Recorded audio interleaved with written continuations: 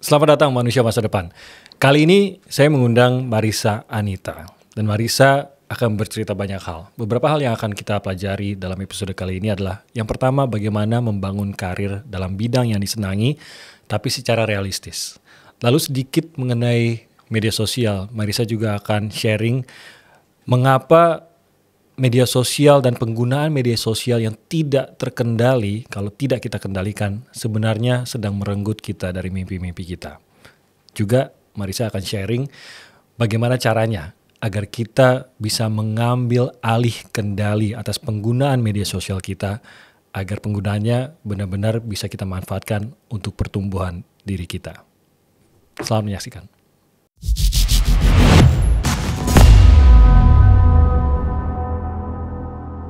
Di manusia masa depan kali ini kita ngobrol-ngobrol sama apa ya bilangnya ya? Teman. Ya teman sih, cuma maksudnya her career really like shifted from, well, not shifted ya. Anyway, we have Marissa Anita here. Sebentar, ini ada yang gede banget, siapa? Patung Liberty. Patung Liberty, berarti ada di New York. Mama terbang dulu ke New York ya, nak? Ya. Nanti kalau mama sukses, kamu tinggal sama mama di New York. Happy anniversary, sweetheart forever. Lu lihat tadi gua nyekek leher gua sendiri. Motorin keluarga kita. Gue udah mau bingung mau memperkenalkannya gimana lagi ya. Perkenalannya You know her. I'm sure you watch her movies. How are you? Good. Yeah. Because you don't open social media. Trump got elected. Anyway, inaugurated even. Yeah, A few elected days was ago. elected was months ago. So Marissa nih, kita sebenarnya satu angkatan ya. Kalau di Metro dulu ya. Well, lu lebih awal 6 bulan atau setahun kayaknya, Tim. Tapi kan kalau JDP-nya sama. Masa? Bareng ya? Tapi kan lu gak masuk JDP waktu itu, Tim. Iya. Gue masuk duluan. Special. Jadi gak masuk training program. No. They didn't have JDP yet. Jadi JDP is Journalist Development Program. yang Itu Metro TV. kalau di perbankan tuh ada istilahnya tuh apa tuh? Training. Enggak. Ada juga program khusus tuh kalau di perbankan tuh like development program. Apa sih istilahnya? Manajemen training gitu loh. Gemes. Jadi yang 1 tahun or something like that gitu kan. Nah waktu gue masuk ke Metro itu belum ada tuh program yang khusus melatih jurnalis itu belum ada. Masa sih, Tim? Iya. Bentar, Zakia Arfan. Zakia Arfan tuh Zakia. JDP 1 kan? Iya, makanya. Gue masuk sebelum JDP 1. Oh, ya udah. So gue masuk anyway, ini nggak penting ya buat pendengar. Tapi ini ya, awal gitu. kita, awal pertemanan kita kan? It was 2007. Yeah. Jadi gue masuk di awal tahun 2007, belum ada JDP-JDP-an. Yeah. Makanya langsung dicemplungin lah gitu kan, dicemplungin produksi segala macam gitu. And then they had the special program untuk ngelatih jurnalis baru. Gue nggak diikut sertakan. Karena lu udah terlalu keren, Tim. No, karena gue nggak ada bakat kayaknya, jadi nggak usah disertain deh, nggak ada manfaatnya gitu kali ya. Baru masuk ke JDP bareng lu. So that's where we met. We were very young at that time. Still That's young. 3 years ago kan itu kan? Yeah, absolutely. So still young. And then we continued from Metro, and this is where we became journalists, broadcast journalists there. And then Marissa continued to Net. Was it Net afterwards? Iya, betul. Net ya. I continued to Kompas. Iya, Right? oh my So, God. Lu gabung Net tuh tahun berapa ya? 2013, lu tahun 2000. Gue cabut duluan ya. 2011 ya, I remember. Yeah. Waktu lu siaran pertama, gue ngeliat Timothy Marbon di Kompas. Out of there. So 2011 gue cabut, lu cabut 2013, you were in Net. Yeah. And then you I don't think you started your acting career there. You started before that ya? Lucunya gini, Tim. Jadi sebenarnya sebelum gue jadi jurnalis bareng lo dan teman-teman kita di Metro itu kan gue udah main teater. Iya. Lu nonton kan? Gua Bahkan ikutan lu loh. ikutan satu See? produksi waktu main gitar. Iya. Yeah, it was in the old days. Old banget. Old banget. 2009 kalau nggak salah itu gue Yeah, I ingat. think so, yeah. Terus masuk ke dunia perfilman itu memang nggak sengaja tahun 2000. 13 karena Lucky Kuswandi, Ya. sutradara Indonesia, itu dia waktu itu juga baru nggak lama pulang dari sekolah film di Amerika Serikat. Terus dia punya naskah yang dia selama ini pengen bikin. Dia lihat gue mentas di Oh, pas teater itu. Iya, terus Oke. akhirnya dia bilang, mau nggak nih baca naskah gue, terus terlibat di produksi film gue gitu, ini film pertama gitu. Yang pada saat itu gue excited. But you gave your heart to that karena gue ingat ya course. tadi ya pas lu bilang yes I was involved in very minuscule way ya. Sempet main lo sekali sama si Belinda. Bats. Yeah. Oh my god, dia udah di Singapura sekarang. Oh, Singapore. She's Yeah. a mom. I thought she was in Bali now. No. Singapore. Yeah. Okay. Singapore. Anyway, I played that one with her, and then I played another occasion. I played guitar. Iya. I play music. Timothy main there. gitar lah. Yeah, I still have the guitar. I don't have the skills anymore. Only the guitar. Komedi. So what I saw was Marissa tuh emang pouring her heart in it, and I was like, nih orang ya I will work with you, right? Kenapa lu nggak acting aja? Karena you were so into it and you pour your heart, bener-bener actingnya tuh niat banget. Sementara gue yang I'm just doing this for fun gitu kayak. Apapun hasilnya mohon dihargai gitu kan. But you did you put your heart into it. So I could see why Lucky wanted you to get involved and you were open for that ya. Maksudnya memang lu terbuka untuk walaupun mungkin tidak menjadi target tapi lu terbayang bahwa if I could mau masuk ke film. Nggak pernah kepikiran sih. Oh enggak juga ya. Maksudnya karena industri film zaman itu kan susah ya. Iya. Cukup eksklusif lah, nggak tahu mungkin teman-teman film yang lain kurang setuju atau ada yang setuju. Pada saat itu masih eksklusif gitu. Orangnya itu aja. Orangnya itu lagi gitu loh komunitasnya, sehingga harapan untuk suatu hari bisa aksesnya aja aku nggak tahu dari mana. Iya, pintu masuknya dari mana gitu. Jadi ya untungnya secara kebetulan dapat kesempatan itu dan akhirnya bisa pelan-pelan melangkah gitu ke industri itu. Itu film yang di New York bukan sih syutingnya? Bukan ya? Bukan, yang di New York itu sama Lucky juga. Oh, different movie with him. Different movie, tapi film gue yang pertama itu yang bareng Adinia Wirasti di Selamat Pagi Malam. Di sini beda kali Gia. Well, pretend this is New York.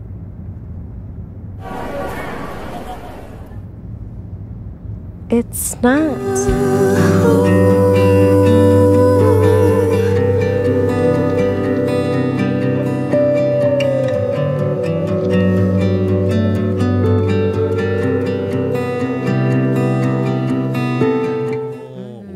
Where we played lovers. I know. Very okay. Okay. Moving on. I see. So, like, would you consider your main job now? Sebenarnya apakah acting menjadi pekerjaan utama lu sekarang atau apa, Mar? Mungkin pekerjaan utama gue adalah storyteller. Apapun bentuknya ya, Tim. Ya kan? Di broadcast journalism kan juga storyteller. Yeah. Di film kan juga storyteller. Kalau gue menulis sebuah artikel atau bikin konten untuk internet kan juga storytelling gitu. Jadi itu di KTP lu storyteller. Wartawan masih masih wartawan gimana ya? So storyteller dalam berbagai rupa. So how do you make that into a job? Honestly, I don't know. It just happens. Maybe, like you said, kan lo tadi juga bilang itu tuh lu tuh kalau misalnya acting tuh pakai passion gitu kan. Broadcasting is the same. Setiap kali presenting tuh ya emang karena gue seneng, karena gue enjoy. Maybe orang ngelihat ini orang enjoy banget ya. Mungkin itu jadi menarik.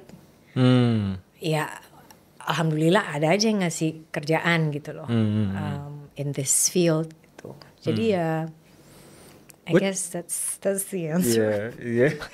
Like, I'm just doing this. I don't really know how to manage it. Exactly. I'm just doing this because I love it. Alhamdulillah aja dia ngasih job terus gitu. So, I mean, you never really learned acting kan? Maksudnya nggak pernah formal. No. Jadi lu belajar dari mana dong? Karena gue dari kecil itu kalau gue lari dari kenyataan tuh nonton film. Oh. Dari kecil ya, from however long that I remember, kita kan manusia itu biasanya baru inget ketika kita umur 4 tahun kan. Yeah, Jadi around gue that. cuma bisa, ya paling gue cuma bisa mengasumsikan bahwa dari gue umur 4 tahun itu gue memang suka banget sama film. Why would you lari dari kenyataan di usia 4 tahun? Like, I don't. Personal loh, Nek. Oh yeah. Yeah, I just wanted to know, gitu, like 4 years old. Because I think some people already know I had a tough childhood. Oh. Jadi di mana gue harus lari gitu loh, maksudnya At lari 4? berimajinasi gitu. Ya, at 4 until gue keluar rumah gitu loh. Jadi and film has always been your iya, go-to escape place. gue. Karena dari film itu gue tuh bisa kayak belajar nilai-nilai yang sayangnya gue tidak dapatkan dari rumah. Secara proper gitu ya. Jadi ya that's why I love film. Maybe that's why akhirnya tanpa disadari tubuh gue itu mencari itu sendiri gitu loh. I mean acting segala macam itu segala sesuatu yang gak gue impikan. Itu secara natural terjadi hanya karena gue mengikuti apa yang gue suka. You loved films, jadi lu Exactly. Tapi bentuknya apa nggak tahu gitu kan? Kan sebenarnya orang yang mencintai film kan bisa macam-macam, bisa jadi penulis, bisa jadi Yeah. sutradara, yeah. bisa jadi aktor, editor, lighting person, audio, macam-macam kan sebetulnya. Karena mereka semua kan filmmaker Ya. Oh, atau penonton. Ya bisa aja. atau penonton. Ya, Jadi kan? film reviewer. Yeah, it's still part of the ecosystem kan. Kalau nggak ada penonton nggak bisa diproduksi kan gitu. Berarti bayangan gue film itu menjadi sesuatu yang sangat mengisi ruang emosi lu sejak kecil gitu ya. Yes. Jadi it makes it more meaningful kan. Jadi kalau lu nonton film lu bukan lagi menghabiskan waktu, enggak. It's more meaningful than sekedar mengisi 1 jam 2 jam. Yes, mungkin yang dulunya terasa seperti lari ya, kayak escape. Itu tuh menjadi pembelajaran gitu loh, Tim. Maksudnya ketika kita mengkonsumsi sesuatu itu kan kita juga sebenarnya belajar ya. Iya, kita proses kan. Iya, kita proses gitu loh. Dan itu secara natural tanpa dipaksakan terjadi. Do you realize this is the most serious conversation I've ever had with you, right? Like biasanya selalu nyampah. And this is Karena like dia so- maunya bencana terus. Anyway. Dia tuh kakak kikik mulu loh. No, but this is good. This is we good. never talk seriously. We're always like, gitu. Karena lu, cuy. No, it's not me. Don't blame me. Lu menyambut soalnya. Jadi lu cukup bisa disalahkan juga. But so anyway, I didn't want to go too much into film. It's just interesting karena Yes. gue ngelihat proses lu dari broadcast journalist and to films. I'm so proud about what you've done so far in films. Thanks, man. Beberapa film-film lu tuh benar-benar menangkap perhatian masyarakat sekali. Perempuan Tanah Jahanam is one. Joko that made Anwar. it very well. Joko Anwar lagi yang waktu di Nightmares and Daydreams gue juga nonton Poems and Poems and Pain. Poems and Pain, di mana lu kesurupan. Iya. I made it sounded like a good thing. Possessed. Possessed. Tapi gue salah satu karena di sini manusia-manusia depan nih kita sering mengundang macam udah 50 episode aja gue. Maksudnya kita tuh inginnya mengundang orang-orang di mana kita bisa belajar sesuatu untuk make ourselves better people gitu ya. Dan gue ngelihat dalam salah satu langkah hidup lu itu salah satunya yang mungkin buat banyak orang merasa tidak perlu melakukan ataupun kalau perlu melakukan sulit untuk melakukannya adalah disconnecting gitu ya. And what you did is disconnecting from social media. That's one thing. Walaupun you're not completely entirely, off, yeah. not completely off social media. But I remember one incident that kinda if kalau menurut gue kinda changed your whole perspective on social media, which is you had very bad negative comments on your account gitu yang membuat seingat gue dari situ lu tuh benar-benar berbeda tuh. Jadi kayak menarik diri lah. Menarik diri. I think you sempat nutup account or something from there. Iya, ini tahun 2019 ya. Maksudnya 2019 secara conscious ya. Gua sebetulnya ada beberapa yang ditutup secara permanen, tapi ada yang cuma deaktivasi. Itu juga momen setelah gue lulus sekolah Digital Media and Society di Inggris. Ya. Itu Karena kan, gue mempelajari, ada satu mata pelajaran yang gue suka banget namanya Digital Cultures. Dan di situ gue diajarin bagaimana teknologi digital itu bisa mengubah perilaku manusia. Iya, teknologi digital bisa mengubah perilaku manusia. Dan pada saat itu ketika gue pelajari ada perilaku-perilaku yang karena digital technology itu ya, terjadi pada manusia dan gue nggak suka.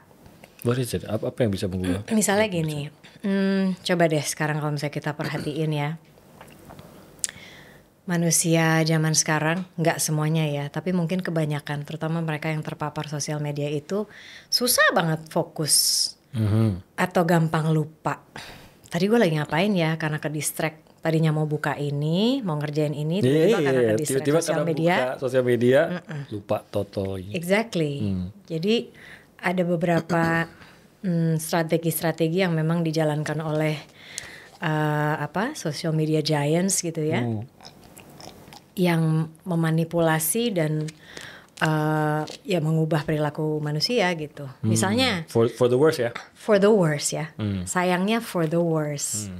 Misalnya ini deh, semudah dulu Facebook itu, sekarang Meta. Dulu kan dia tuh punya ini kan, apa sih? Like gitu kan. Like button. Notifikasi dulu tuh warnanya biru. Oh ya? Dulu. Yeah. It's not now? Kan merah. Nggak tahu ya apakah udah ganti atau belum. Nyadar ya? Oh iya. Notifikasi tuh kan warnanya sekarang ada 1 atau 2 itu kan ada warnanya merah. Why? I don't Karena kalau biru itu kan nggak terlalu kelihatan. Orang jadi atensinya nggak balik ke aplikasi lagi, nggak balik ke aplikasi lagi. know. So they wanna grab They your wanna attention grab your gitu ya. attention, dia ganti merah. Gile. Dan kenapa our eyeballs, atensi kita itu penting buat mereka karena semakin kita sering mengakses aplikasi itu, semakin banyak uang yang mereka dapatkan karena advertising. Kenapa sekarang kalau kita lihat di advertising itu misalnya dulu di TV atau di koran itu tuh sangat berkurang karena semuanya diambil digital tech. Yeah. Giants. Yeah. Google itu mengambil waktu itu data yang aku baca itu 90%. Ads, revenue ads semuanya masuk ke tech giants. Yeah. Yeah. Nah, ya bebas ya orang mau make money bebas gitu, tapi tidak mengorbankan atensi manusia. Itu sih yang gue merasa sangat terganggu saat itu. Makanya gue mikir gini deh. Kita memang butuh ya media sosial. Kadang-kadang teman-teman gue ada yang bilang, "Lo kok bisa sih, Mar?" gitu. Kan gue perlu nih buat cari duit, Mar gitu. Endorse gitu kan. Nggak apa-apa. Iya. Nggak apa-apa gitu loh. Cuman ya udah kali ini kita tuh masuk menggunakan sosial media itu kita tidak dijadikan alat oleh tech giants, tapi kita juga sama-sama mendapatkan sesuatu dari hubungan ini gitu. Jadi lu lebih ke bukan sama sekali like tinggalkan sosial media, enggak. Bener-bener lu harus conscious. Menggunakannya conscious dan benar-benar memahami penggunaannya yang bermanfaat juga buat kita. Jangan kita cuma jadi alat ataupun produk buat mereka gitu ya, konsumen mereka doang gitu ya. Kalau misalnya ada yang bilang kan gue butuh Mar buat endorse gitu, nggak apa-apa. Endorse lah gitu kan. Itu bermanfaat kan. Tapi habis posting, udah gitu udah. Jangan lu malah doom scrolling lagi. Jangan malah doom scrolling gitu loh. Kalau lu doom scrolling akhirnya lu jadi yang tadinya bisa ngerjain 5 hal dalam sehari itu lu jadi cuma bisa ngerjain 1. Gara-gara doom scrolling. Karena doom scrolling lupa tadi gue mau ngapain gitu. Ya udah gitu loh. Iya, kadang-kadang kita berpikir gini sih. Nih gue scroll nih, ya scrolling cuma scrolling 10 menit, it's okay lah. Gue 1 jam. Ternyata iya, oke kalau jadi 1 jam gitu kan. Tapi let's say seperti yang lu bilang tadi. Kadang-kadang kita berpikir oke, setengah jam.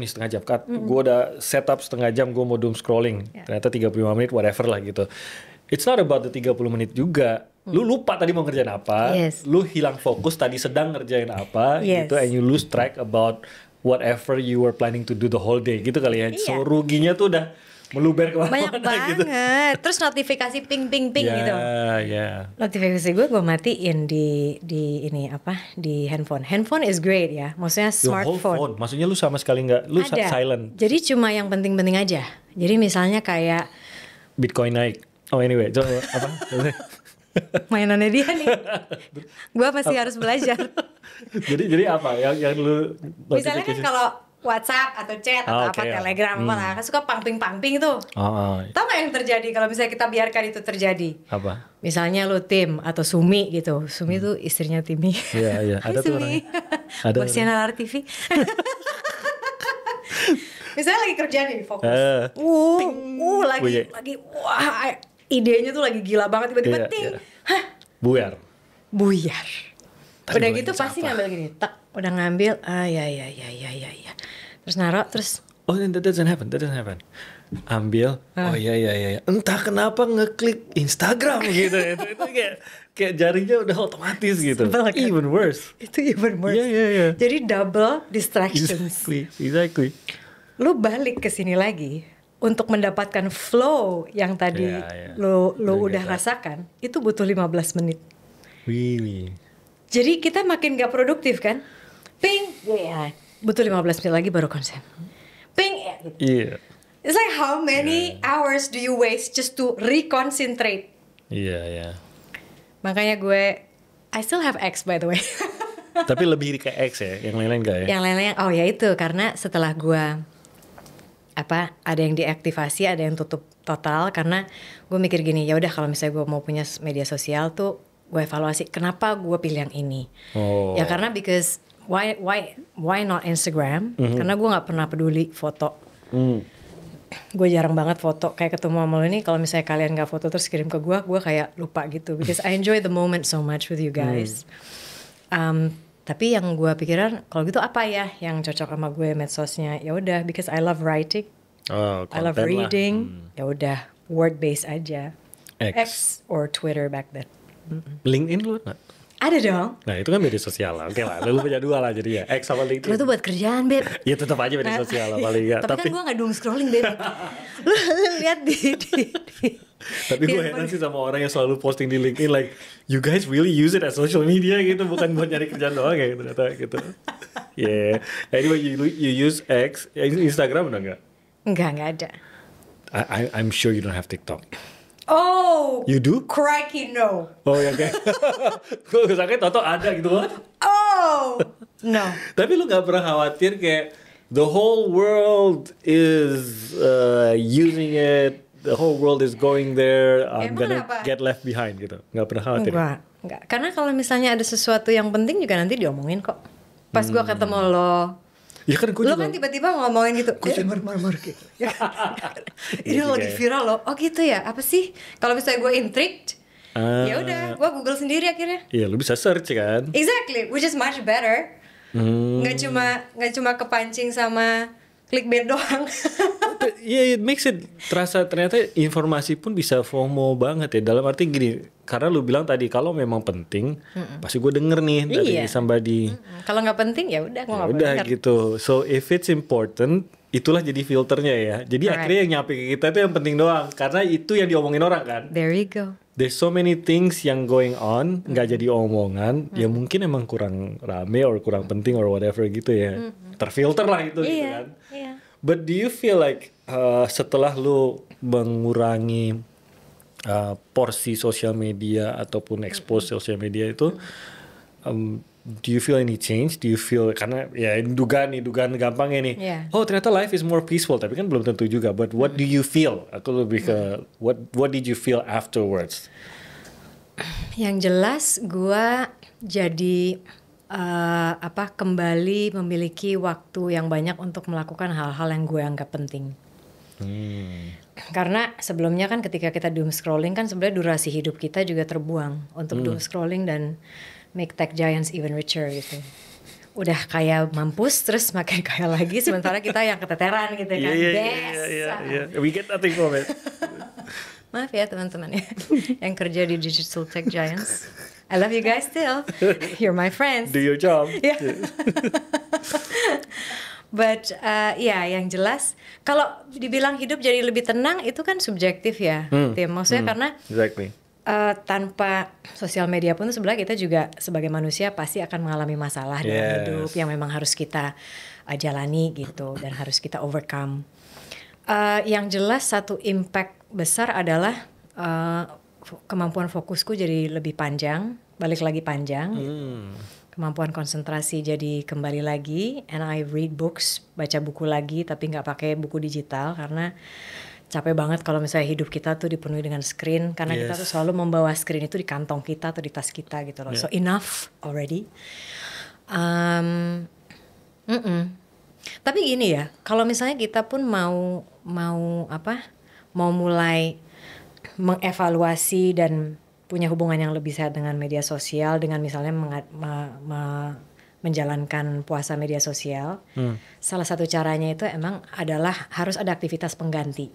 Oh, oke. Misalnya yang dulunya kita mungkin bosan dikit langsung buka HP, medsos ya kan, karena it's very automatic, karena secara itu bengong dikit langsung yes, take the phone. Because it's already wired in our brain. Yeah.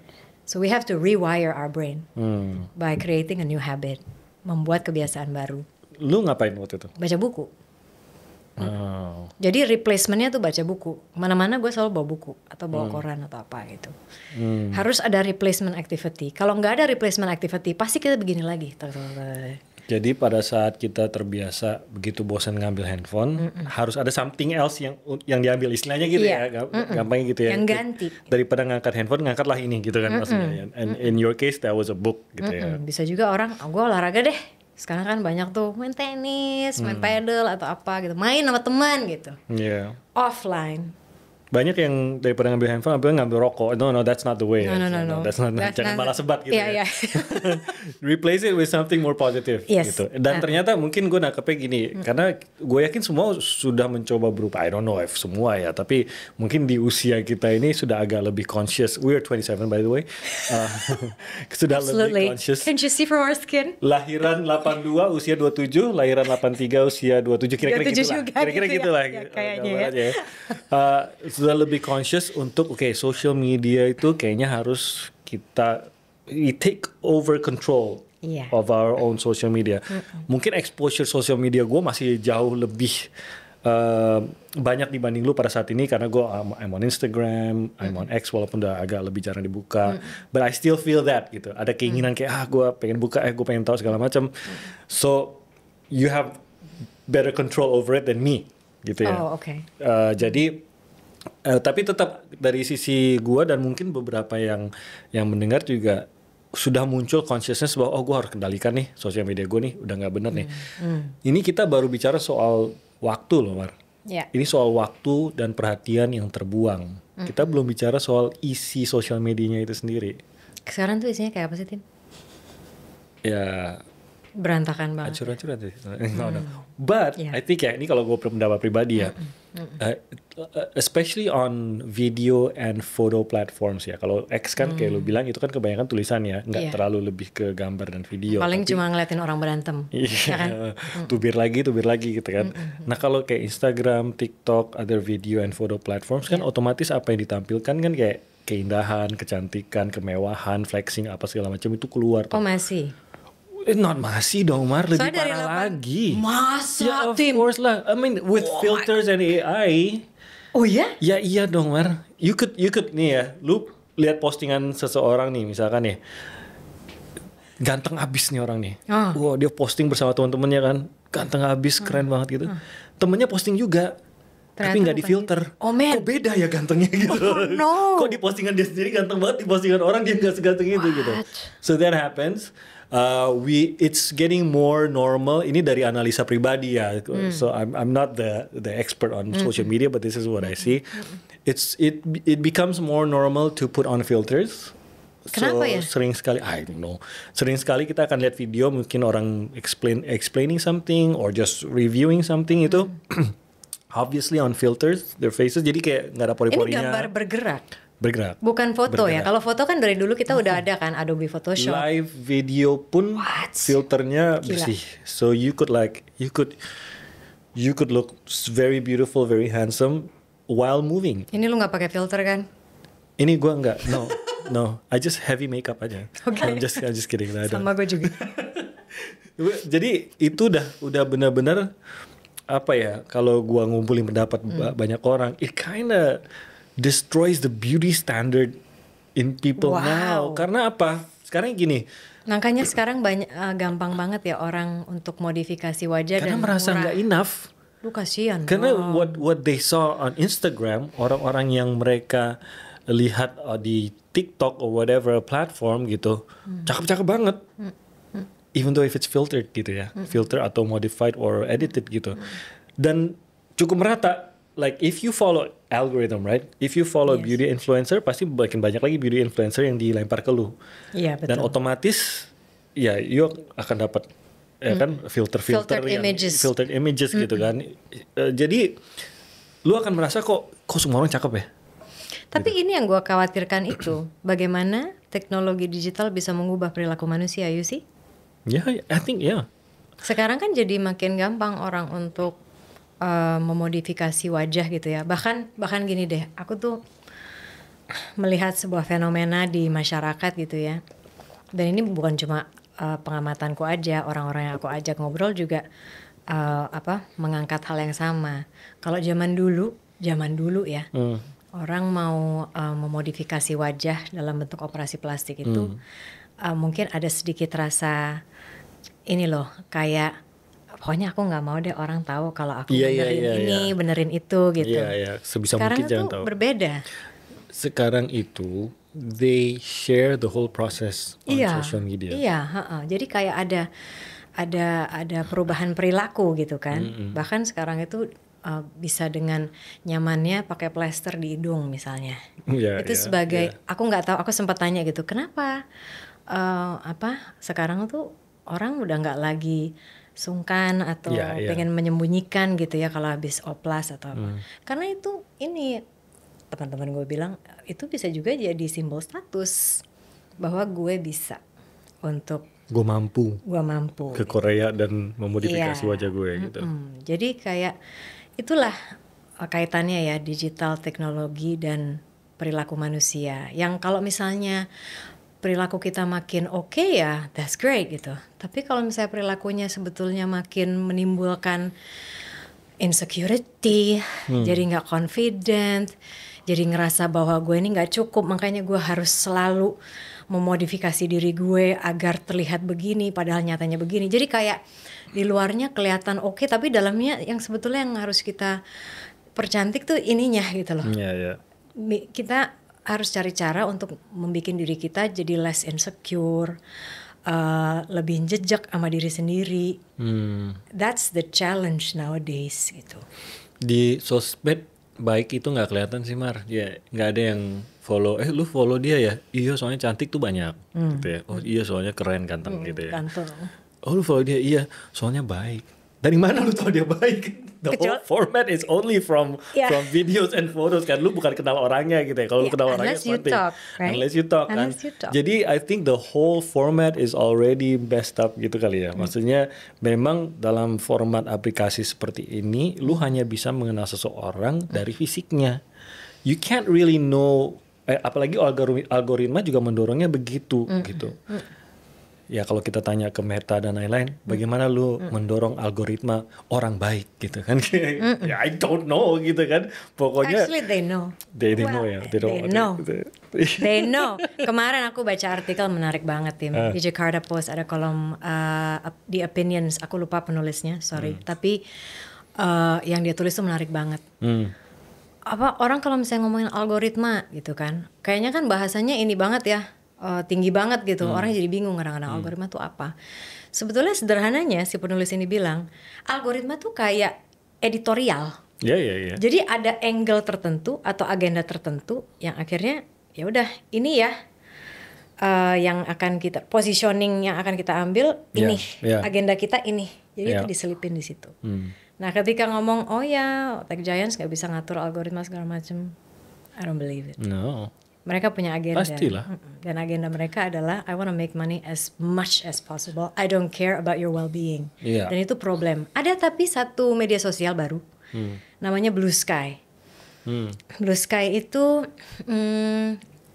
yang edit ininya ya, CEO-nya tuh cewek namanya kalau nggak salah Jay Graeber. Dia dan anak didiknya Jack Dorsey zaman dulu. Jack Dorsey Twitter. Iya Twitter.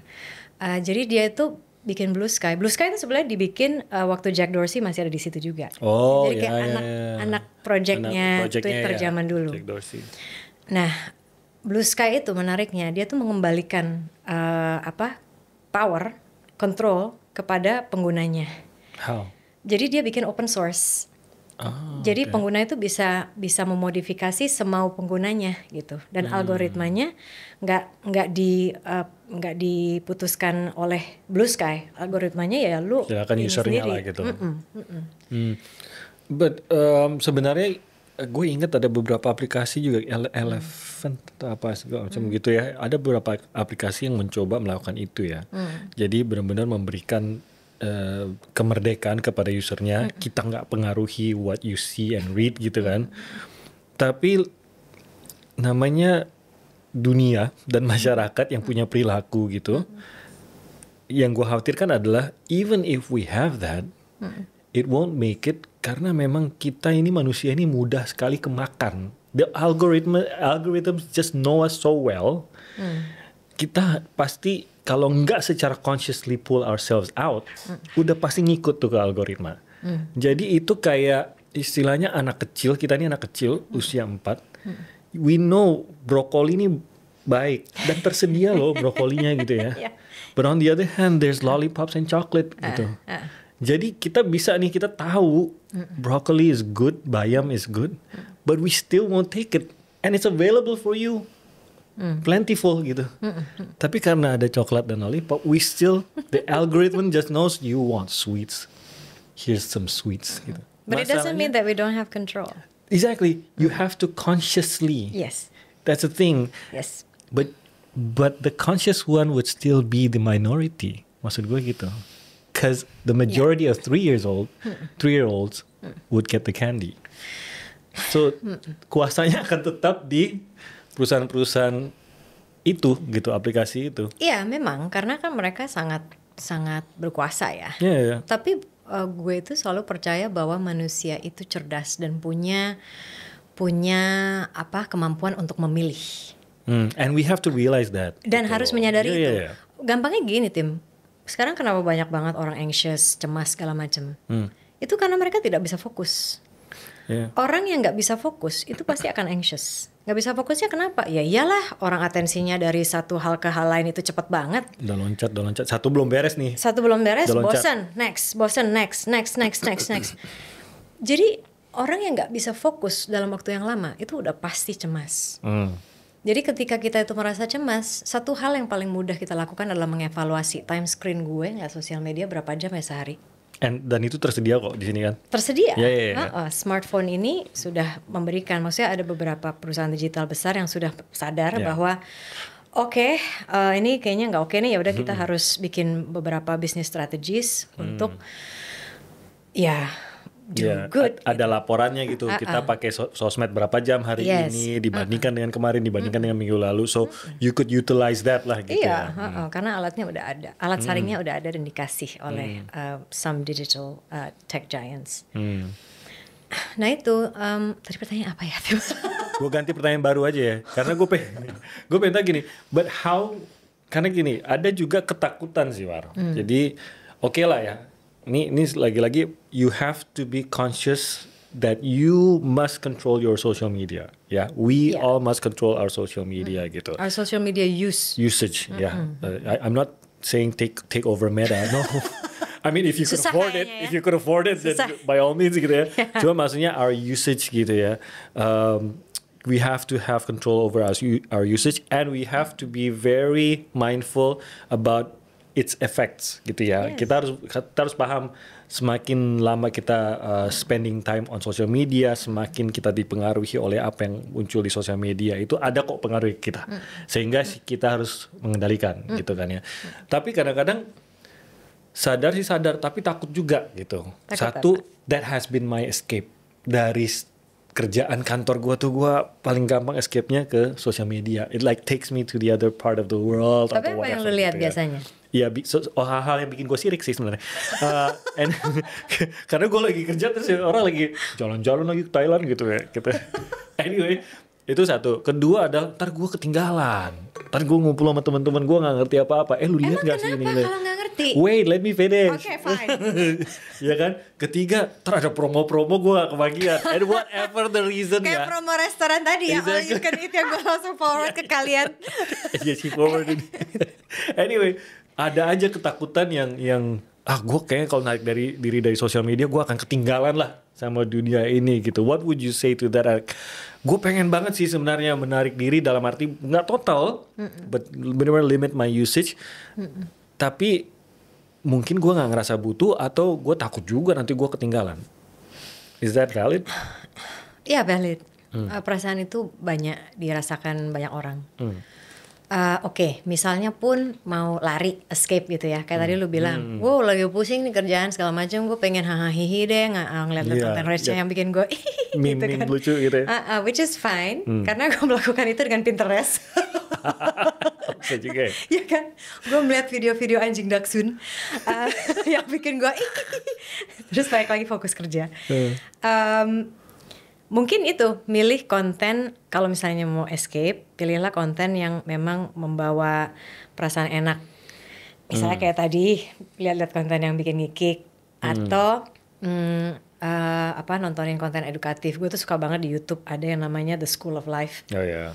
Yang bikin Alain de Botton, dia itu Swiss English modern philosopher yang konten-kontennya bagus-bagus banget, bikin kita belajar life skill ya, karena kita kan waktu di sekolah sayangnya nggak tahu sekarang ya apakah masuk mata pelajaran life skill, pelajaran hidup yang bisa membantu kita itu we can navigate our life a little bit better. As life goes on, as we become an adult kan biasanya lebih challenging ya hidup ketika kita itu semakin dewasa. Jadi carilah konten-konten atau tontonlah konten-konten yang bagus, positif dan yang edukatif. membangun ya, ya.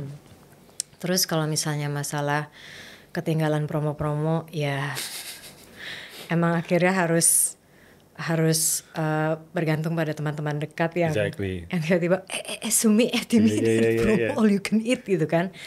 Atau ini ingat nggak dulu tuh ada newsletter. Oh.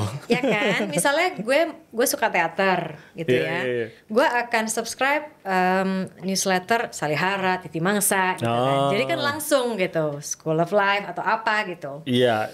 You get the information that you wanted and only that gitu ya. Iya, benar. Jadi ya nggak ketinggalan juga kan. Terus apa lagi tadi ketakutan yang lo bilang? Iya sih, jadi basically just takut aja FOMO gitu, kayak gue akan jadi orang yang ketinggalan gak ya kalau gue nggak. Nah ini pertanyaan gue, emang kalau ketinggalan kenapa Tim? Ya tenang hidupnya. Loh kok bagus ya? Ya tenangnya karena apa? Ya karena orang kan takut ya dibilang lu Cooper bahasa zaman dulu banget ya. Apa sih kalau sekarang tuh? Pergaulan. Iya Cooper banget lo gitu ya. Maksudnya takut aja gitu. In social settings I'll be the one left behind gitu. Emang kalau left behind why? Ya takut. I don't know why, but we're still the fear is valid. Oke, mungkin gini ya. Emang kayak gini loh, zaman dulu ya, waktu kita awal-awal jadi wartawan. Kita tuh mungkin di awal-awal tuh namanya juga newbie gitu ya. Suka nanya pertanyaan, takutnya aduh ntar pertanyaan gue nih pertanyaan bodoh. Iya.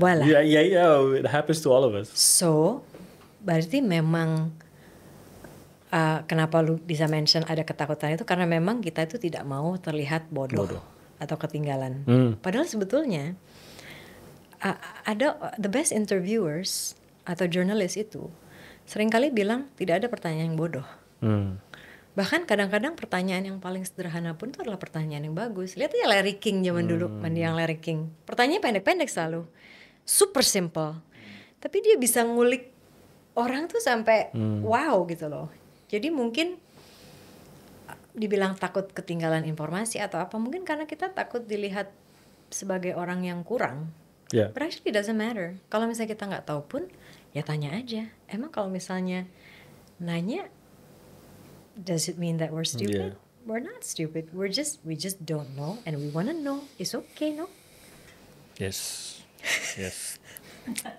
Gak setuju. Dia gak setuju. No. Mukanya kayak yes. Now I'm thinking about what Larry King would be asking next. Larry King, amazing interviewer. Iya, almarhum. But one more thing adalah I think one really dangerous thing about social media is orang itu nggak punya sosial media aja suka ngebanding-bandingin hidup sama orang lain, ya kan? Apalagi dengan sosial media kan, it tenfold gitu kan. Sosial media tuh semakin kayak gitu.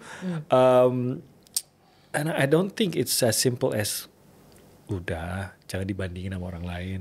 It doesn't really work that way gitu. So I think jadi gini ya, kita tuh kemarin bicara soal pentingnya. I mean, we talk a lot about achieving our goals kan. Yeah. Tapi di sini di Manusia Masa Depan kita sempat ngobrol bahwa it's not only about the goal, it's about what you do on a daily basis to get there kan gitu kan. Even kalau lu nggak get there pun, if you've been building yourself on a daily basis, you'll get somewhere gitu kan. Bisa jadi lebih bagus lagi goalnya gitu kan. You never know gitu. Nggak sesuai dengan goal yang awal, tapi begitu pentingnya untuk benar-benar setiap hari sekecil apapun deh gitu, you do something better for yourself gitu kan ya, untuk meningkatkan diri kita sendiri. So dalam hal ini jangan-jangan it's not about doing something, but actually not doing something.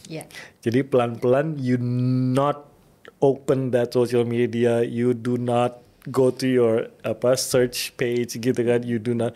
Jadi bukan melakukan sesuatu, tapi coba yuk pelan-pelan kita berhenti melakukan one thing little by little gitu ya. Jadi ini mungkin ya catatan ini yang gua dapat lah dari obrolan sama Marissa.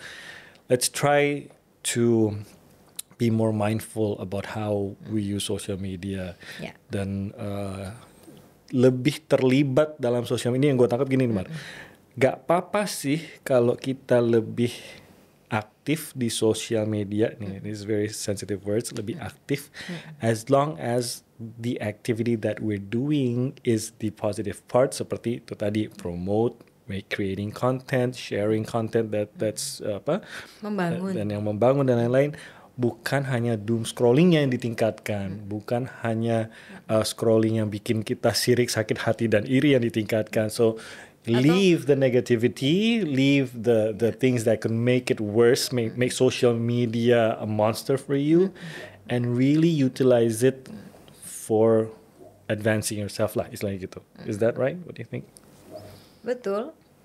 Tapi di saat yang sama sebagai pengguna kan kita nggak bisa kontrol kadang-kadang ya konten yang dikasih ke kita, karena meskipun kita ada andil untuk mengatur algoritma itu, karena yang kita lihat biasanya kalau misalnya topik ini yang keluar topik pasti itu lagi gitu kan.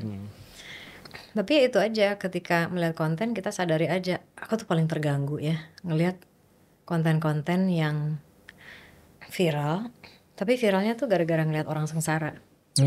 Misalnya jatuh atau apa gitu kan, maksudnya komedi slapstick gitu loh. Itu bikin kita jadi tidak sensitif ya terhadap penderitaan sesama manusia gitu. Jadi yang orang jatuh dianggap lucu, diketawain gitu, malah jadi hiburan orang gitu. That's weird for me. Itu aneh banget. Karena kita kayak jadi yang, lu kok malah ketawain penderitaan orang lain sih? That's not right? I mean, kalau misalnya kita coba tanya lagi, it's just not right. Itu yang gue sering kali terganggu gitu. Jadi semoga dengan sosial media perusahaan-perusahaan itu tidak akan kemana-mana. They're probably gonna even be bigger than ever. Apalagi ada pemimpin dunia yang sekarang membiarkan tech giants ini sekarang tidak punya lagi regulasi, tidak ada lagi penyaringan untuk menjadikan media sosial itu tempat yang aman. Fact checking aja nggak ada. Fact checking nggak ada. You know exactly what I'm saying. That's dangerous for us. Ya semoga aja makin banyak orang yang menyadari bahwa sosial media nggak akan kemana-mana, they're gonna get even bigger. Tapi kita juga nggak boleh pernah melepas kendali bahwa kita adalah orang-orang memiliki otak dan bisa berpikir. So we use this for our benefit, not for their benefit. True. What crossed your mind pada saat ngelihat foto inaugurasi Trump? Politis nih, nanti gue di ban lagi sama Dubes Amerika. No. I just want to know what crossed your mind when there was a photo of Zuckerberg, Musk, Elon Musk. There was who else was there? Jeff Bezos, and there was one more. Sundar Pichai from Alphabet, Google, in one photo for the inauguration. I think Jon Stewart said like they control 80% and 90% of your social media. Like in that one photo, they control 90% of your social media and 100% of your nudes. That's what he said. That's what Jon Stewart said. But yeah, that's true, right? I mean, these are the tech giants, and they are sitting there with Trump, of course, in his inauguration. And Trump has very ambitious goals for them and for AI, social media. I think he wants to make US the center of everything like that. But I just wanted to ask about the photo. Just that photo aja sebenarnya kan seperti memberikan keluasaan. Yes. Karena freedom. You guys are on my side. Istilahnya gitu lah, gitu ya. Betul. So terlepas dari politiknya, Trump and everything, I just want to get your feel sebagai orang yang benar-benar menyadari bahwa we have to take control of our social media usage. Melihat bahwa social media itu tampaknya dan aplikasi-aplikasi itu akan diberikan keluasan lebih besar dan akan bisa meraih lebih banyak lagi. What do you feel? Do you feel dystopian or? Ya semakin ini ya makin kayak gengs social media users, para pengguna sosial media, yuk ya, marilah kita lihat foto itu dan kita melihat ini sebagai tantangan buat kita para pengguna aplikasi-aplikasi ini untuk makin menyadari gitu. Kalau gue pakai ini, gue akan berusaha untuk ngambil positifnya. Misalnya kayak gue, I love YouTube. I love YouTube bukan karena ya memang kita bisa menemukan banyak konten yang sampah dan tidak sampah di situ. Tapi gue pilih sengaja memang yang gue subscribe itu adalah channel-channel edukatif. Jadi senjata kita terhadap foto itu dan simbol arti dari foto itu adalah ya harus makin bisa nyaring. Makin bisa harus menguatkan kendali terhadap apa yang gue tonton adalah yang memang baik buat gue. Misalnya podcast kan juga podcast tuh nggak tahu ya dunianya tuh sekarang seperti apa, tapi kayaknya karena bikin podcast itu butuh proses kan ya, jadi mungkin nggak terlalu banyak sampah, mungkin ya, mungkin. Although gue yakin namanya ketika ada internet dan seluruh dunia terbuka, udah nggak ada lagi batasan, pasti adalah konten-konten ekstrim yang bisa membuat kita ya kan, itu tergantung kita cari ke lubang kunci yang mana gitu, which rabbit hole. Ya itu sih, kuatkan lagi kendali ini karena kita nggak mau kan isi kepala kita itu dikontrol sama si penguasa. Tanpa sadar loh. Tanpa sadar, itu tanpa sadar dan itu mengubah loh. Misalnya nih ya, zaman sekarang itu kita kan sebagai orang Asia itu kan, menurutku ya kita kan punya Asian values, nilai-nilai Asia gitu atau bahkan nilai-nilai Indonesia, yang kita tuh terkenal punya sopan santun, menghormati yang lebih tua dan sebagainya. Bukannya berarti kita harus kayak wah gimana menghormati yang kayak gimana gitu. Di saat orang itu mungkin memperlakukan kita tidak baik, tapi kita tetap harus kayak nunduk-nunduk dan sebagainya, itu juga nggak benar gitu. Tapi sopan, memberikan tempat duduk kepada yang lebih tua atau apa, atau menyapa yang lebih tua, itu kalau kita lihat kanan kiri mulai tergerus. Itu Indonesian value loh, Asian values. Tergerus kenapa? Aku curiga. Karena masyarakat kita terutama yang sangat sering terpapar oleh konten-konten dari luar, yang sebetulnya tidak mencerminkan values atau nilai-nilai kita, itu mulai masuk ke dalam alam bawah sadar. Itu menjadi values yang dipegang jadinya. Iya, itu kan agenda orang lain ya. Itu bukan kita sebetulnya. Jadi lebih kasar, kurang sopan, tidak sensitif dengan ya kebutuhan orang lain atau apa gitu. Apakah kita mau ya menjadi masyarakat yang seperti itu? Kalau aku sih enggak. Meskipun kita bisa berbicara bahwa gue adalah warga global, global citizen. Tapi values dari mana kita lahir, di mana kita lahir, dari mana kita berasal, values yang baik-baik, yang memang bagus menurutku itu harus tetap kita pegang, terutama dengan tidak ada lagi batasan karena internet itu. Yeah, yeah, and I think good is still good, bad is still bad ya. Maksudnya kadang-kadang kalau emang itu values itu baik seperti tadi ya, respecting people older than us, being courteous itu kayaknya jangan lantas karena itu nggak lagi keren gitu terus hilang gitu. No. Emang ada anggapan itu nggak lagi? Ya maksudnya kan it's so cool to call your dad by their name gitu kan. Jadi kayak Hey nggak lantas gitu. Hey kan. Budi. Ya, Budi. Hey, Sunarto. Yeah. Secara nama Indonesia kan bapanya kan. Iya. Budi, Pak Sunarto. Sunarto, get me a drink. Iya, makanya. Aduh. Bapak, ayah, papa, ibu, mama. I mean, what's wrong with that? Jadi, I agree. Dan jangan lupa loh, one thing that social media does adalah itu seakan-akan menyeragamkan seluruh dunia gitu ya. Maksudnya, how boring is that? How boring is that? Itu ya nggak sih? Kita mulai dari fashion aja udah kayak seragam ya kan.